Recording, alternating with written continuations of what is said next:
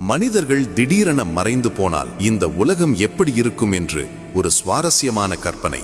மின்சாரம் உற்பத்தி செய்யும் நிலையங்களில் பணிபுரிய யாரும் இல்லாததால் சில நாட்களிலேயே மின்சாரம் துண்டிக்கப்பட்டு நகரங்கள் இருளில் மூழ்கும். காடுகளிலிருந்து விலங்குகள் நகரங்களுக்குள் நுழைய ஆரம்பிக்கும். சாலைகளில் மான்களையும் நரிகளையும் சாதாரணமாக பார்க்கலாம். குழாய்கள் வெடிக்கும், பாலங்கள் இடிந்து விழும். ஏனென்றால் அவற்றை பராமரிக்க யாரும் இருக்க மாட்டார்கள். ரயில்வே தண்டவாளங்கள் துருப்பிடித்து புல் செடிகள் முளைத்து ரயில் பாதை இருந்த சுவடே தெரியாமல் போகும். மனித நாகரிகம் முழுவதுமாக இயற்கையால் விழுங்கப்பட்டிருக்கும். கான்கிரீட் காடுகளாக இருந்த பெருநகரங்கள் அடர்ந்த காடுகளாக மாறியிருக்கும்.